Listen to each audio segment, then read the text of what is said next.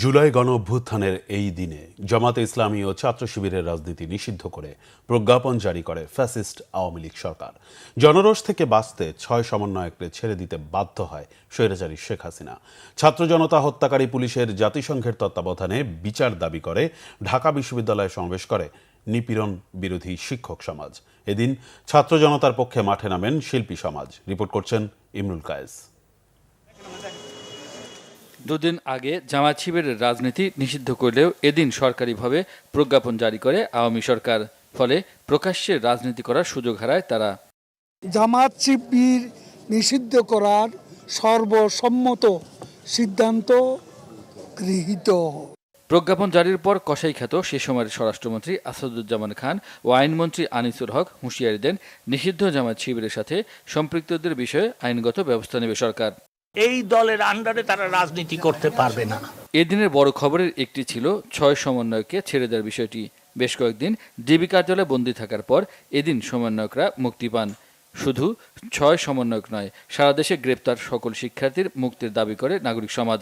Mentor রোডের DB কার্যালয়ের সামনে মানববন্ধন করে দাবি আদায়ে সরকারকে ২৪ ঘন্টার আলটিমেটাম দেন তারা। সকল শিক্ষার্থীকে অবিলম্বে মুক্তি দেবে। সাধারণ ছাত্র জনতাকে হত্যার বিচার জাতিসংঘের তত্ত্বাবধানে করার দাবি জানান নিপীড়ন বিরোধী শিক্ষক সমাজ। ঢাকা বিশ্ববিদ্যালয় এলাকায় সমাবেশ, বিক্ষোভ ও মৌন মিছিল কর্মসূচিতে এর দাবি জানান শিক্ষক শিক্ষার্থীরা। আটক শিক্ষার্থী সহ অন্যদের নিঃশর্ত মুক্তি ও ব্লক রেইডের নামে গণগ্রেপ্তার বন্ধের দাবি করেন তারা।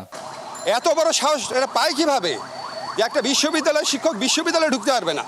দেশের বিভিন্ন জায়গায় মৌন মিছিল, আন্দোলনে নিহতদের স্মৃতিচারণ, দেয়াল লিখন ও গ্রাফিতি কর্মসূচি পালন করে সাধারণ শিক্ষার্থীরা।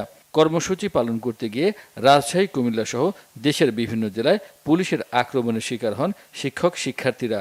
আটক হন অনেক শিক্ষার্থী। চলমান কোটা সংস্কার আন্দোলনে সহিংসতা ও হত্যাকাণ্ডের বিচার এবং গণগ্রেপ্তার বন্ধের দাবি জানিয়ে রাস্তায় নামেন দেশের শিল্পীদের একটি অংশ। রাজধানী ফার্মগেট এলাকায় বিক্ষোভ সমাবেশ করেন তারা। বৃষ্টিতে ভিজে কর্মসূচি পালন করেন তারা। এদিকে আন্দোলনকালে আহতদের দেখতে ঢাকা মেডিকেলে যান শিল্পী সমিতির আরেকটি অংশ।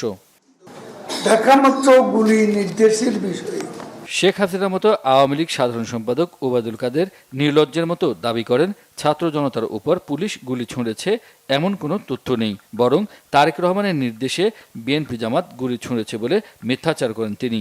এর প্রতিবাদ করে মির্জা ফখরুল ইসলাম আলমগীর বলেন, সরকার শাক দিয়ে মাছ ঢাকার জন্য মিথ্যার কোরাস গাইছে। আইনশৃঙ্খলা বাহিনী দিয়ে সরকারি হত্যা নির্যাতন চালাচ্ছে বলে এক বিবৃতিতে জানান তিনি।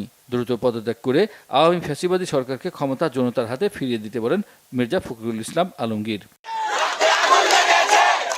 এদিন পুলিশের ডিবির দায়িত্ব থেকে বিদায় নেন ছাত্র জনতার হত্যাকারীর অন্যতম মাস্টারমাইন্ড ডিবি হারুন ওরফে ভাতার হোটেলের মালিক হারুন রশিদ। আস্থা এবং বিশ্বাস রেখে আরেকটি জায়গায় পদায়ন করেছে। ইমরুল কায়েস, বাংলা ভিশন, ঢাকা।